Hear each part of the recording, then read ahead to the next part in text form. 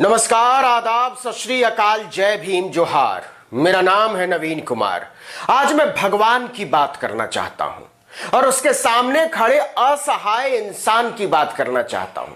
समझना चाहता हूं कि जिन इंसानों ने भगवानों को अरबों के साम्राज्य का मालिक बना दिया, वह इंसान खुद क्यों भूखा, नंगा, गरीब, अनपढ़ और असहाय रह गया। और जब मैं ये पूछ रहा हूं तो इस देश के चंद पूंजीपतियों की बात नहीं कर रहा हूं, इस देश के बहुसंख्य लोगों की बात कर रहा हूं। मैं समझना चाहता हूं कि धर्म की बुनियाद पर जब भगवानों के पास जमीन जायदाद, सोना चांदी, हीरे जवाहरात और अशरफियों का अंबार लग जाए और इंसान गरीब से गरीब होता जाए, उसके पास नौकरी न बचे, रोजगार न बचे, बच्चों का भविष्य न बचे, जिंदगी में कुछ हासिल करने का कोई सपना, कोई उम्मीद, कोई विश्वास न बचे, तो रास्ता कहां जाता है और उपाय क्या है? इस वीडियो को ध्यान से देखिएगा और समझिएगा धर्म और धंधे के बीच सिमटती हुई मनुष्यता को। मैं बहुत हिम्मत करके और जोखिम के साथ यह बात कहने की कोशिश कर रहा हूं। उड़ीसा के पुरी शहर में भगवान जगन्नाथ का एक बहुत विशाल मंदिर है। आप सब जानते होंगे, सैकड़ों एकड़ में मंदिर फैला हुआ है। लेकिन क्या आप ये जानते हैं कि इस मंदिर की मिल्कियत में जमीन कितनी है और वह जमीन कितने राज्यों में फैली हुई है? आप अंदाजा नहीं लगा सकते, कल्पना नहीं कर सकते, क्योंकि हम और आप भगवानों को तो जानते हैं, उनके नाम पर उनके आसपास खड़े हो रहे तिलिस्मों को नहीं जानते। तो सुनिए, पुरी के जगन्नाथ मंदिर के पास 60,426.943 एकड़ जमीन है। जी हां, 60,426 एकड़। इतने का तो पता है मंदिर प्रबंधन को, सैकड़ों एकड़ जमीन का तो अता पता भी नहीं होगा, जो भगवान को अपनी जिंदगी भर की जायदाद अर्पित करके भूल गए। 60,426 एकड़ जमीन कितनी होती है, इसका अंदाजा इसी से लगाइए कि पूरा पटना शहर 33,000 एकड़ जमीन पर बसा हुआ है। ऐसे 2 पटना भगवान जगन्नाथ की जमीन पर बस जाएंगे, पूरा भोपाल बस जाएगा, पूरी गुवाहाटी समा जाएगी। बाकी छोड़िए, जिस पूरी शहर में जगन्नाथ मंदिर है उस शहर का बहुत छोटा हिस्सा है। अगर मंदिर की सारी जमीन को एक जगह कर दिया जाए तो ऐसे 15 शहर एक साथ समा जाएंगे। इतनी जमीन है मंदिर के पास। इस जमीन पर बवाल खड़ा हो गया है क्योंकि इस जमीन पर सरकार ने नजर गड़ा दी है। इसमें से 35,272 एकड़ जमीन उड़ीसा की सरकार बेचने जा रही है। इसे ऐसे समझिए कि नीतीश कुमार कहें हम पूरा पटना शहर बेचने जा रहे हैं। चौंकिए मत, उतनी ही जमीन नीलाम होने जा रही है। मतलब इंसानों ने भगवान को जमीन दी और भगवान के नाम पर उसे बेचा जाएगा। इसकी पूरी कहानी बताएंगे, लेकिन पहले जमीन का हिसाब जरा समझ लीजिए, आपकी आंखें फटी की फटी रह जाएंगी। यह तो हमने बता ही दिया कि पुरी के जगन्नाथ मंदिर के पास 60,426 एकड़ जमीन है और होगी, लेकिन इतने का पता है। तो यह जमीन कहां कहां है, इसका हिसाब सुनेंगे तो चकरा जाएंगे। सबसे ज्यादा जमीन उड़ीसा में है और केवल पुरी में नहीं है, उड़ीसा के 24 जिलों में भगवान जगन्नाथ की जमीन पड़ी हुई है। 60,031 एकड़ जमीन। बची हुई जो 395 एकड़ जमीन है वो 6 राज्यों में फैली हुई है।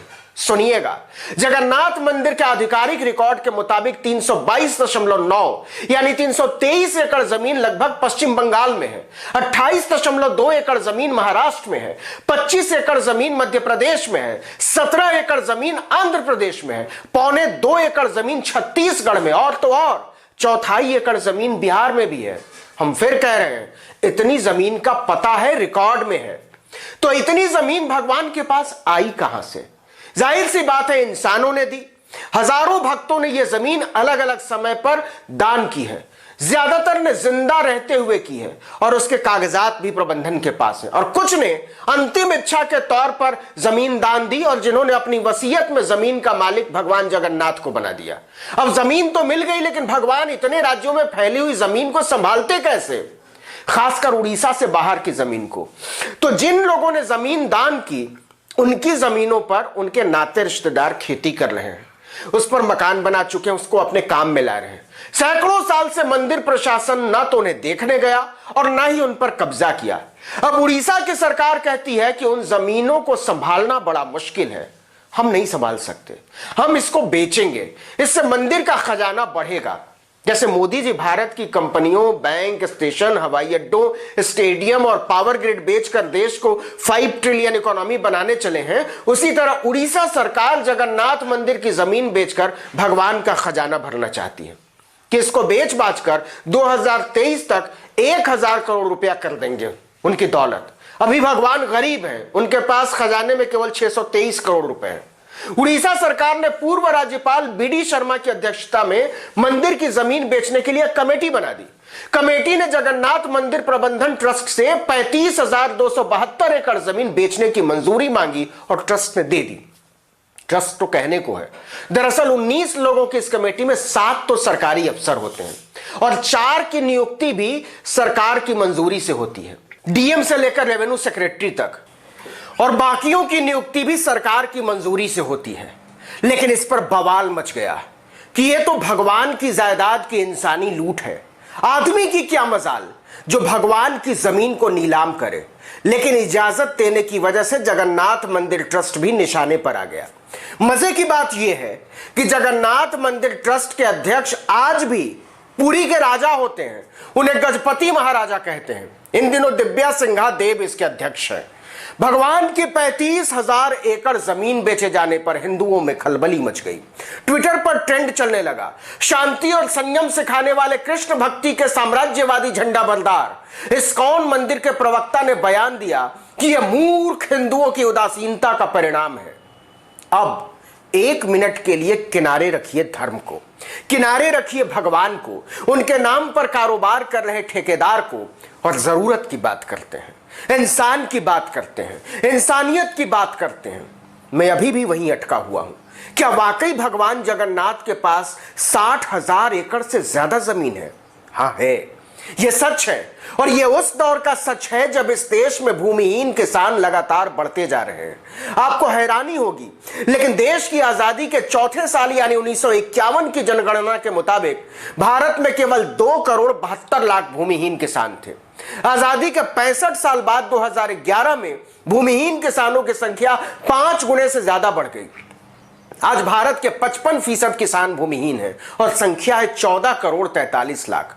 107 देशों की भूख सूचकांक में हम 94वें नंबर पर हैं। बांग्लादेश, पाकिस्तान और नेपाल तक हमसे बेहतर है। इस देश में 1 करोड़ 80 लाख लोगों के पास कोई घर नहीं है। वो फुटपाथों, रेलवे स्टेशनों, बस अड्डों और खेत खलिहानों में खुले आसमान के नीचे सोते हैं।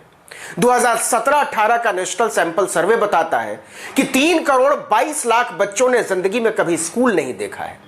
ऐसे में जरा सोचिएगा इंसान के नजरिए से कि भगवान के पास अगर 60,000 एकड़ खाली जमीन बेकार पड़ी हुई है तो उसकी सबसे अच्छी उपयोगिता क्या होनी चाहिए।